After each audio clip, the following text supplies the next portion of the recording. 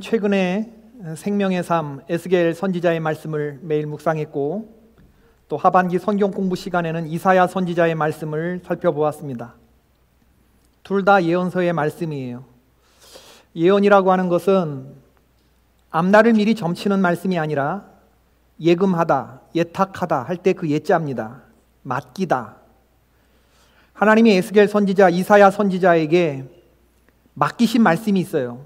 이 백성들에게 미래를 말하라는 게 아니라 이 백성들에게 전하라고 하나님이 선지자의 입술에 예탁하신 말씀이 있다고요. 그 말씀의 내용은 굉장히 흉흉했죠. 하나님이 굉장히 화가 나 계시다는 것을 말씀하고 있습니다. 에스겔의 경우 우리가 24장밖에 보지 않았지만 정말 빨리 이 에스겔이 끝났으면 좋겠다 말씀을 전하는 저도 그런 생각을 가질 정도로 너무 힘이 들었어요. 앞으로 48장 이제 언제 또 묵상이 나오는지 모르겠지만 바벨론의 포로로 잡혀간 에스겔의 영을 이끌어서 하나님이 예루살렘 성전의 모습을 보여주셨는데, 성전 담구멍에 구멍을 그냥 담을 그냥 허물고 은밀히 행하는 그 음지에서 행하던 모든 것들을 그냥 다 까발지시는 거예요. 하나님이 에스겔의 영을. 그래서 3D로 입체적으로 내 백성들이 어떻게 예배를 드리고 있는지 숨겨진 모든 곳들을 낱낱이 다 보여주시는데, 하나님을 섬겨야 할 깨끗한 주의 백성들이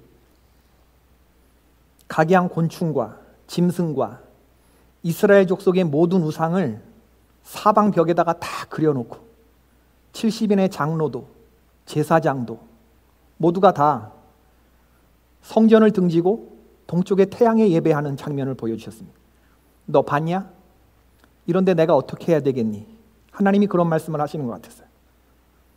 하나님이 6 천사를 불러내어서 하나님이 성전을 얼마나 사랑하십니까? 예배당을 그걸 다 허물으시고 그 안에 있는 모든 사람들을 다 죽이고 하나님의 영광과 보좌가 그 성전을 떠나는 장면을 에스겔 선지자가 보는 거예요. 너희들은 창녀보다 못하다. 창녀는 돈 받고 그 짓이나 하지. 너네는 돈을 주면서 그 짓들을 하냐? 내가 너희들을 다 멸하리라. 위선적인 신앙생활, 입으로는 하나님을 말하면서도 속으로는 준수한 자들을 따라가고 속으로는 애굽을, 바벨론을 의지한 이런 사람들을 내가 다 멸하리라. 이사야 선지자의 경우는 어땠습니까? 시작부터 하늘이여 들으라, 땅이여 귀를 기울이라. 하나님이 생명이 없는 피조물을 불러내시면서 하시는 말씀이, 하늘과 땅을 증인으로 채택하시면서 하시는 말씀이 뭐냐면 이 기가 막힌 하나님의 말씀이에요. 당신의 심정을 알아달라는 겁니다. 내 백성들은 범죄한 나라요, 허물진 백성이요, 행악의 종자요, 행위가 부패한 자식이다. 너희가 여호와를 버리며 이스라엘의 거룩하신 이를 만홀히 여겨 멀리하고 물러갔다. 이제 내가 그런 너희들을 심판하겠다라고 말씀하시는 거죠. 왜 하나님이 이런 무시무시하고 듣기에 흉흉한 말씀을 하시는가? 그냥 벌하실 것 같으면 그냥 벌하면 되지. 뭘 이걸 예고하시고 말씀을 맡기시고 이런 말씀을 하시나? 왜냐하면 하나님의 본심이 그렇지 않기 때문에 그렇습니다. 깨닫고 돌아오라. 나는 너희들을 도무지 미워할 수 없는 백성이고 싫어할 수 없는 백성이기 때문에, 그런데 너네들의 죄가 있는 모습을 그대로 받을 수 없기 때문에, 너희들에 대한 나의 기대가 그렇지 않기 때문에 빨리 깨닫고 돌아오라는 이 말씀을 강하게 하기 위해서 범죄한 백성들의 이렇게 무시무시한 말씀을 하시는 거예요. 그러니까 하나님의 본 마음은 심판이 아니라, 때리는 게 아니라 구원이죠. 격려고 응원이고 위로인 줄로 믿습니다. 예언자들의 입에서 험한 말씀이 쏟아져 나올 때마다 우리는 그 말씀을 두려움으로, 무서움으로 받을 게 아니라 역설적으로 하나님의 사랑의 음성으로 들을 수 있어야 됩니다. 하나님에게 내 자신이라고 하는 존재가 참 귀한 존재구나. 나는 너를 포기할 수 없다. 나는 너를 사랑한다. 너는 내 눈에 정말 아름다운 존재다. 나는 너를 자랑스러워하고 나는 너를 고마워하고 있다. 이런 하나님의 음성을 우린 들을 수 있어야 되는 거예요. 무시무시한 몽둥이가 무시무시하게 보일수록 우리에게 그렇게 순결하고 온전하고 하나님 경외하고 악에서 떠난 백성이 되기를 바라시는 그 하나님의 마음을 이해해야 되는 거죠. 오늘 우리가 읽은 이 이사야 60장 1절 일어나라 빛을 발하라 하시는 말씀은 하나님이 저에게 내년 표어로 주신 감동의 말씀이에요. 너무 평범하고 너무나 흔한 말씀이어서 금방 중요성이 와닿지 않아요. 그렇지만 여러분, 일어나라 빛을 발하라 하시는 이 말씀 속에서 여러분을 향한 하나님의 음성을 들을 수 있기를 주님의 이름으로 축원을 드립니다. 이사야 66장 전체를 한 단어로 요약하는 문장일 뿐만 아니라 에스겔서 48장 전체를 한 문장으로 압축하는 말도 일어나라 빛을 발하라. 성경 전체를 통해서 하나님이 우리에게 무슨 말씀을 하시고자 하려고 하느냐, 요한복음 3장 16절 말씀일 수도 있겠지만 결국에 믿음 생활이라는 게 뭐냐, 성경의 한 문장이 뭐냐, 일어나라는 거예요. 빛을 발하라는 겁니다. 잘하는 믿음 생활은 일어나는 거, 빛을 발하는 거.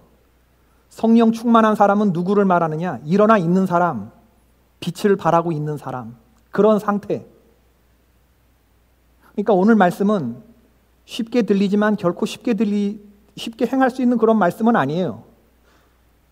여러분 신앙생활 해보면 알지만 우리가 일어난다는 게 얼마나 힘든지 모릅니다. 일어날 수 없는 순간에 일어난다는 건 얼마나 힘든 일인지 몰라요. 빛을 발한다는 것도 결코 쉬운 얘기가 아닙니다. 여러분 올 한 해의 모습을 생각해 보십시오. 힘들고 어려운 상황 속에서 여러분은 과연 일어났습니까? 아니면 주저앉아 있습니까? 아니면 지금도 주저앉아 있는 상태입니까? 우리가 같이 예배를 드리는 것 같지만 지금도 우리 가운데 어떤 사람은 쓰러져 있는 사람도 있고 어떤 사람은 아무 기대 없이 이 자리에 나와 있을 수도 있겠다. 우리는 믿음을 보이며 살기보다는 부정적인 말들을 더 크게 듣고 믿음 없는 행동을 더 많이 하고 살았는지도 모르겠습니다. 사도행전 27장을 보면 죄수의 신분으로 로마로 압송되는 바울의 이야기가 나오는데 배에 276명이 탔어요. 근데 바다 한가운데서 폭풍 유라굴로라고 하는 이 폭풍의 이름이 유라굴로라는 이름이 명토바가 있을 정도로 엄청난 폭풍을 만난 거예요. 배에 탑승한 승객들 276명이 절망했을 뿐만 아니라 사공들까지 절망하는 일이 발생했죠. 배를 가볍게 하려고 배에 실었던 모든 짐들을 바다에 버렸습니다. 그런데 상황이 진정되지 않았죠. 배가 깨져나가고 침몰하기 일보 직전까지 가는데 여러 날 동안 이런 상황이 계속됐다고 했을 때 성경에 보니까 구원의 여망이 없어졌다고 했습니다. 여러분 같으면 이런 상황에 이 배에 타고 있다 그러면 어떤 말씀을 할 것 같습니까? 사도 바울이 이렇게 말을 해요. 여러분이요, 내 말을 듣기 바랍니다. 여러분 안심하십시오. 오직 배만 손상을 입을 뿐 여러분 가운데서 아무도 생명에는 손상이 없을 것입니다. 내가 속한 바 곧 나의 섬기는 하나님의 사자가 어젯밤에 내 곁에 서서 말하되 바울아 두려워하지 말아라. 내가 가이사 앞에 서야 하겠고 또 하나님께서 너와 함께 항해하는 자를 다 너에게 붙여주셨다 하셨으니 그러므로 여러분이여 안심하라. 나는 내게 말씀하신 그대로 되리라고 하나님을 믿노라. 할렐루야. 날이 새어가매 바울이 여러 사람에게 음식 먹기를 권하여 이르되 너희가 기다리고 기다리며 먹지 못하고 줄인 지가 오늘까지 열 나흘인즉 내가 너희에게 음식 먹기를 권하노니 이것이 너희의 구원을 위하는 것이요 너희 중 머리카락 하나도 잃을 자가 없으리라 하고 떡을 가져다가 모든 사람에게 하나님께 축사하고 떼어 먹기를 시작하매 그들도 다 안심하고 받아 먹으니라. 사도행전 27장 33절에서 36절. 나는 이런 상황에서 진실로 사도 바울처럼 말하고 사도 바울처럼 행동할 수 있다 라고 말할 수 있다면 그는 지금 일어나 있는 사람이고 그는 빛을 발하는 사람이고 진짜 하나님이 찾으시는 주의 백성이라고 믿습니다. 절망적인 환경에서 일어난다는 건 쉬운 얘기가 아닙니다, 여러분. 상황을 예측하고 부정적인 말을 하는 사람들은 많아도 그 상황을 이기며 일어나는 사람들은 많지 않아요. 구약 성경에서 일어나 빛을 발한 사람이 나오죠. 여호수아와 갈렙입니다. 민수기 13장과 14장에 나오는 말씀이죠. 가나안 땅을 목전에 둔 이스라엘 백성들은 그 땅을 정탐하기 위해서 12지파에서 한 사람씩을 대표해서 12명을 뽑아 정탐하고 돌아오게 해서 보고를 듣습니다.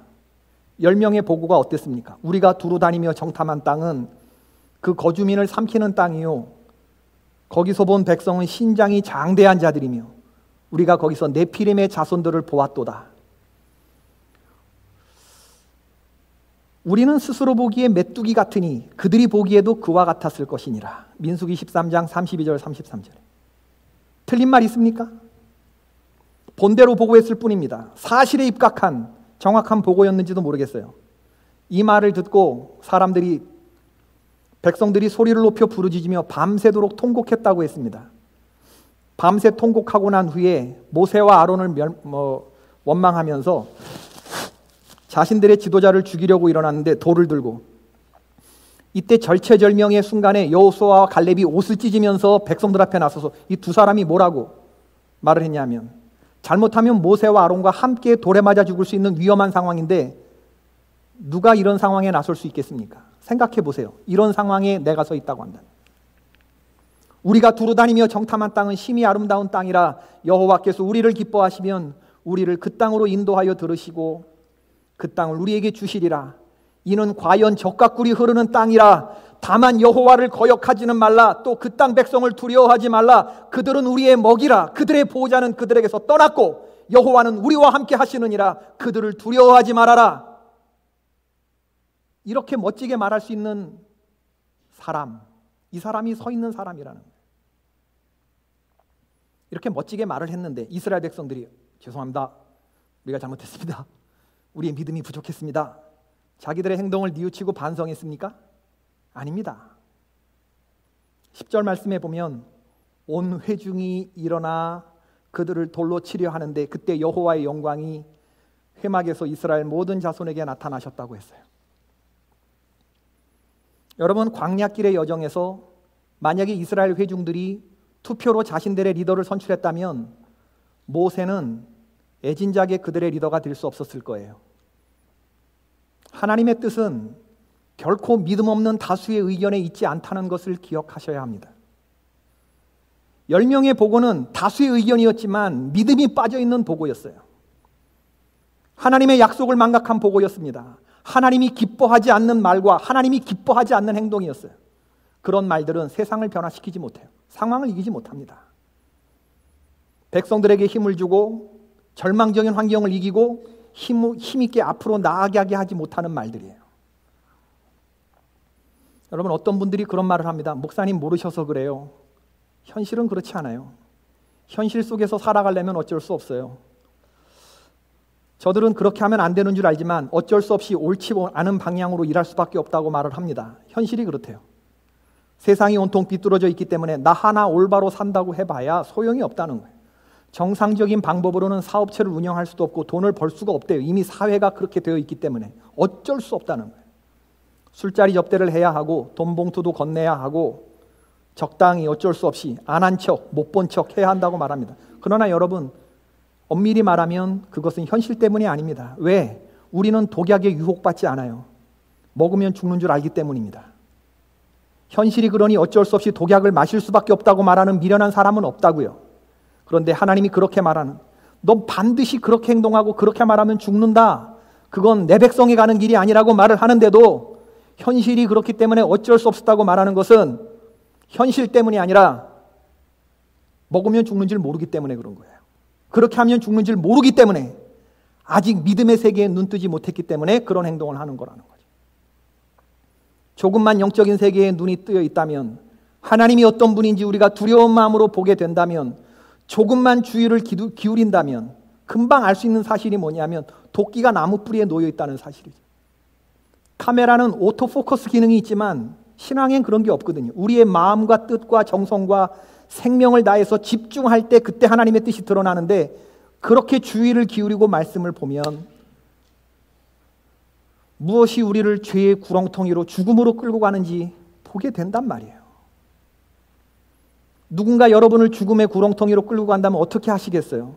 끌려가지 않으려고 발버둥 치면서 죽을 힘을 다해서 저항하지 않겠습니까? 하나님이 기뻐하지 않는 것을 알면서도 감각 없이 행하는 것, 발버둥 치며 죄에 저항하지 않는 것은 참으로 심각하고 두려운 일이죠. 저는 목사로서 많은 성도들을 만나고 이야기를 듣는데, 이야기를 들어보면 사람의 삶은 두 가지로 나타납니다. 하나는 지금 자기의 현재의 상황을 불평하고 원망하고 절망하는 사람들이 있어요. 내가 지금 이 자리에 와서 이 어려움을 당하는 것은 누구 탓할 것 없다, 내 선택에 의해서였다라고 말하는 사람들이 있어요. 에이, 내가 내 발등 찍었지, 뭐 이렇게 환경을 원망하는 사람들. 내 선택이라고 말하는 사람이 있는가 하면, 또 하나는 어쩔 수 없이 남의 선택에 의해서 내가 이 자리에 와 있다, 이렇게 말하는 사람이 있어요. 부모님이 싫은 사람 만나게 했다, 타인의 강요로 등 떠밀려 왔다, 어떻게 하겠느냐. 또 어떤 사람은 나는 지금 벌 받고 있는 중이라고 말하는 사람도 있어요. 나는 지금 내 지은 죄 때문에 죄값 치르고 지금 이 자리에 있는 거다, 이렇게 말할 때는 굉장히 주제 파악이 잘 된 것처럼 말을 하지만 결국에는요, 이건 원망입니다. 이건 좌절이고 이건 낙심이죠. 상황이 결론된 얘기 아닙니까? 이렇게 말하고 이렇게 생각한다 그러면 해결책이 없습니다. 돌파구가 없어요, 이렇게 생각할 때. 근데 똑같은 상황에 있고 참 어려운 상황인데도 하나님이 나를 이곳에 있게 했다고 말하는 사람들이 있어요. 주 여호와의 영이 내게 내리셨으니 이는 여호와께서 내게 기름을 부으사 가난한 자에게 아름다운 소식을 전하게 하려 하시며 나를 보내사 마음이 상한 자를 고치며 포로된 자에게 자유를, 갇힌 자에게 노임을 선포하며 여호와의 은혜의 해와 우리 하나님의 보복의 날을 선포하여 모든 슬픈 자를 위로하되 무릇 시온에서 슬퍼하는 자에게 화관을 주어 그 채를 대신하여 기쁨의 기름으로 그 슬픔을 대신하여 찬송의 옷으로 그 근심을 대신하시고 그들이 의의 나무 곧 여호와께서 심으신 그 영광을 나타낼 자라 일컬음을 받게 하려 하심이니라. 이사야 61장 1절부터 3절의 말씀인데, 이들은 상황을 결론 삼지 않아요. 절망적인 환경 속에서 자기의 역할을 정확하게 인식하고 있는데 이사야 선지자가 말하는 것과 똑같이 얘기한다고요. 내용적으로는 똑같아요. 표현은 달라도. 하나님이 나를 여기에 심으셨다는 거예요. 왜? 하나님 쓰시려고. 마음이 상한 자들 가운데 뒀다는 거예요. 슬픈 사람들 틈에 나를 뒀다는 거예요. 연약한 사람들 틈에 뒀다는 거예요. 위험하고 귀찮고 더러운 곳에 나를 뒀다는 거예요. 이건 내 잘못도 아니고 내 선택도 아니고 하나님이 나를 여기에 심으셨다. 여기서 나는 열매를 맺고 의의 나무로 서라고 하나님이 나에게 그 사명을 맡겨주셨다고 고백하는 사람들이 있어요. 가정에서, 교회에서, 여러분이 속한 공동체에서 이런 고백을 하는 사람들은요, 이 하나님의 사람들입니다. 상황에 끌려다니는 사람이 아니라 상황을 바꾸어내는 사람들이죠. 절망적이고 힘든 상황 속, 고통의 상황 속에서 전혀 다른 스토리를 만들어내는 하나님의 도구로 살아가는 사람들. 신앙인의 아름다움을 보게 되는 거죠. 그래서 일어나 빛을 발하는 사람들을 보면요, 딱 보면 앱니다. 그리고 그 사람에게서는 듬직하게 서 있는 나무의 이미지가 보여요. 거기 기대고 싶어져요. 그렇게 말하고 그렇게 행동하는 사람에게 자꾸 끌립니다. 이상하죠? 상황을 정확하게 분석하고 절망적인 미래를 얘기하는 과학적인 말에는 사람들이 끌리지 않지만 믿음의 말을 하고 믿음의 행동을 하는 사람들에겐 끌리게 되어 있어요. 쓰레기 더미, 거름더미에 사과나무를 심었다고 그 나무가 쓰레기 열매, 거름 열매를 맺는 게 아니거든요. 하나님이 심으신 사과 열매를 맺지. 그래서 일어나 빛을 발하는 사람은 어떤 문제 상황에 있어도 환경을 결론 삼지 않고 하나님의 말씀을 붙잡고 일어납니다. 그래서 일어나 빛을 발하는 사람은 어떤 사람이냐?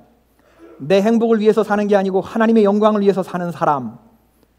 지금 내가 속한 바로 이곳이 나의 희생으로 온전히 세워질 수 있다면 내가 나를 관제로 드려도 기뻐하고 또 기뻐할 수 있다고 고백할 수 있는 사람. 죽도록 충성하는 사람. 넘어졌어도 다시 툭툭 털고 일어나는 사람이 일어나 빛을 발하는 사람들이라고요. 하나님이 사명 맡기시며 니느웨로 가라고 하실 때 그 명령 실어서 다시스로 가지 않는 사람. 주여 내가 여기 있습니다. 부족하지만 나를 보내소서라고 말하는 사람. 좁은 길을 걸어도 밤낮 기뻐하는 사람. 세상에 믿던 모든 것 끊어질 그날 되어도 구주의 언약 믿고 소망을 붙잡고 더욱 크게 일어나는 사람, 나 아무개는 그리스도와 함께 십자가에 못 박혀 죽었다고 말하는 사람, 이제 내가 사는 것은 내가 아니라 내 안에 주인 되신 예수님으로 산다고 고백하는 사람, 이런 사람들이 일어나 빛을 발하는 사람들이에요. 발광체가 아니라 반사체로 사는 사람, 세상 속에 섞여 사는 것 같아도 세상 속에서 튀는 사람, 그래서 세상이 결코 감당할 수 없는 사람, 하나님이 도시락 싸들고 쫓아다니면서 돕는 사람, 이런 사람이 하나님이 기대하시는 선한 셈의 성도들인 줄로 믿습니다. 이 반응이 이게 뭐지? 이런 사람 되시기를 주의 이름으로 축원합니다. 일어나라, 빛을 발하라. 하나님이 여러분들을 향한, 오늘 이 자리에 앉아 계신 여러분들을 향한 하나님의 기대라고요. 그럼 어떻게 하면 일어나 빛을 발하는 사람이 될 수 있나? 한 가지만 말씀드리는데, 그건 하나님의 말씀을 필사적으로 붙드는 것입니다. 믿으십니까? 여러분, 말씀을 붙들고 살라는 것은 긍정적이고 적극적인 사고방식까지라는 얘기 아닙니다. 여러분의 감정대로 살라는 거 아닙니다. 여러분 똑똑한 거 압니다. 여러분의 생각대로 살지 말라는 겁니다. 여러분의 뜻대로 살지 말라는 거예요. 여러분의 모든 일거수일투족의 모든 결론이 여러분 생각이 아니라 이미 이 책 가운데 기록된 하나님의 말씀을 듣고 이 말씀대로 결론 삼아 순종하며 살라는 말씀을 하는 거예요. 하나님의 말씀이 도대체 믿어지지 않는 순간이 오고 나와 생각이 다른 순간이 올 수 있어요. 그러나 그때 진리는 뭐냐면 하나님의 말씀을 믿고 거기에 순종하고 그 앞에 엎어지는 것입니다. 바울처럼, 여호수아처럼. 상황은 절망적인데 어젯밤에 주의 사자가 나에게 주신 말씀이 있다. 바울아, 너는 서라. 잘못되지 않는다. 머리카락 하나도 잘못되지 않는다. 먹어라. 너희들이 지금 이렇게 기진하게 지낸 지가 열나흘이다. 나는 나에게 이렇게 말한 하나님을 믿노라 라고 말하면서 일어나는 사람, 이건요 바울이 누구보다 이렇게 용기가 있어서가 아니에요. 용기를 불어넣어 주시는 하나님의 빛을 바라는 사람이 됐기 때문에 그런 거죠. 섬들아 내게 들으라. 먼 곳 백성들아 귀를 기울이라. 여호와께서 태에서부터 나를 부르셨고 내 어머니의 복중에서부터 내 이름을 기억하셨으며 내 입을 날카로운 칼같이 만드시고 나를 그의 손 그늘에 숨기시며 나를 갈고 닦은 화살로 만드사 그의 화살통에 감추셨도다. 그가 내게 이르되 너는 나의 종이요 내 영광을 내 속에 나타날 이스라엘이라 하셨느니라. 그러나 나는 말하기를 내가 헛되이 수고하였으며 무익하게 공연히 내 힘을 다하였다 하였도다. 참으로 나에 대한 판단이 여호와께 있고 나의 보응이 나의 하나님께 있느니라. 믿으십니까? 이야, 이사야 49장 1절부터 5절의 말씀인데 영화 검은 사제들 보셨어요? 강추 꼭 보시기를. 여러분, 이사야 49장 그 영화 검은 사제들에 나오는 말씀인데 제가 다시 이사야의 말씀을 보면서 참은해 받는 게 뭐냐면 하나님이 여러분 한 사람 한 사람을 언제 택했느냐? 언제 택했대요? 우리가 태어나서 지금 살을 때? 예수님 믿을 때? 20살 때? 40살 때? 언제부터 나를 부르셨대요? 빨리 대답하세요. 내가 읽었잖아 지금. 다시. 지금 여러분 다 나를 보지만 다 생각해요? 오늘 점심의 메뉴가 뭘까? 배고프다 이런 생각하시나? 네. 섬들아 내게 들으라. 먼 곳 백성들아 귀를 기울이라. 여호와께서 태에서부터 나를 부르셨고 내 어머니의 복중. 어디서부터 불렀대요? 예? 태에서부터 나를 불렀대요. 어머니의 복중에서부터 내 이름을 기억하셨으며 믿으십니까? 이미 하나님의 계획 속에 지금 우리가 있는 거예요. 우리가 태어나기 전에. 그리고 하나님이 나를 어떤 존재로 만드셨대요? 내 입을 날카로운 칼같이 만드셨고 나를 그의 손 그늘에 숨기시고 나를 갈고 닦은 화살로 만드사 그의 화살통. 나를 뭘로 만들었대요? 예? 제가 읽었잖아 지금. 뭘로 만들었대요? 그렇지. 화살. 갈고 닦은 화살이에요. 그냥 막 대충 그냥 막 찍어낸 화살이 아니라 하나님이 하나하나 당신의 비밀 병기로 갈고 닦은 화살로 만드셨고 또 하나는 날카로운 칼같이 만드셨다는 거예요. 별이고 별이어서 하나하나 세심하게. 왜?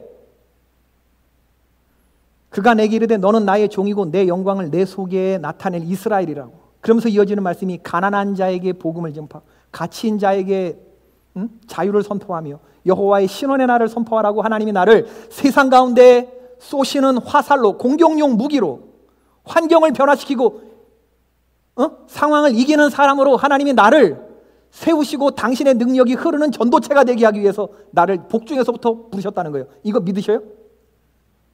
이게 안 믿어진단 말이에요. 그래서 우리가 이 모양 이 꼴로 신앙생활을 하는 것입니다.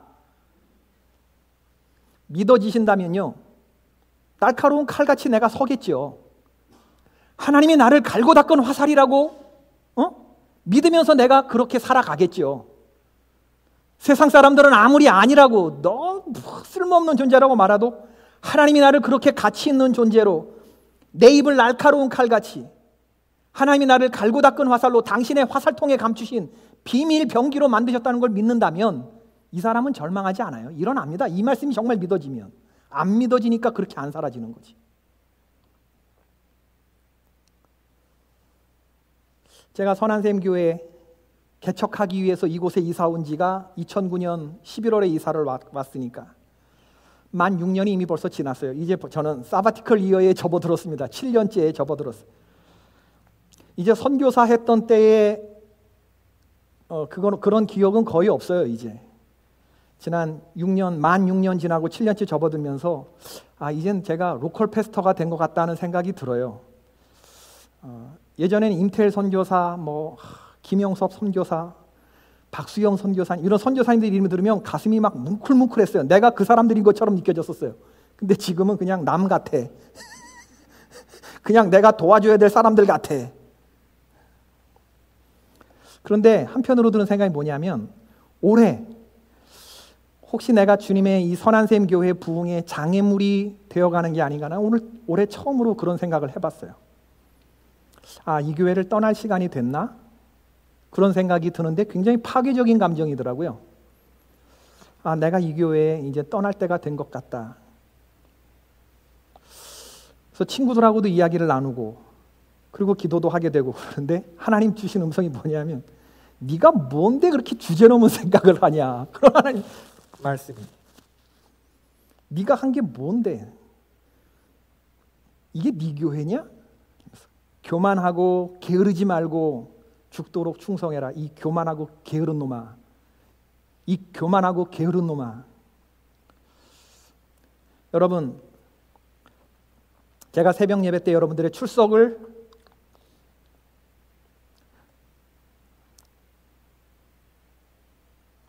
부르면서 기도하거든요. 1번 강영찬, 강미선, 2번 강인순 권사, 3번 고진희 집사, 이런 식으로 쭉 불러요. 98번 호송자 권사, 99번 황태원 집사, 정말로 집사.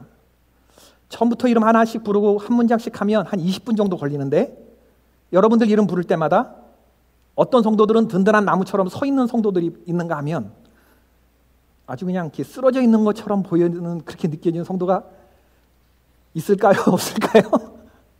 아니면 이렇게 쓰러져 가는 성도로 느껴지는 순간이 있을까요? 없을까요? 이제 그럴 때마다 이렇게 일으켜 세우는 영상을 막 머릿속에 그리면서 그렇게 기도해요.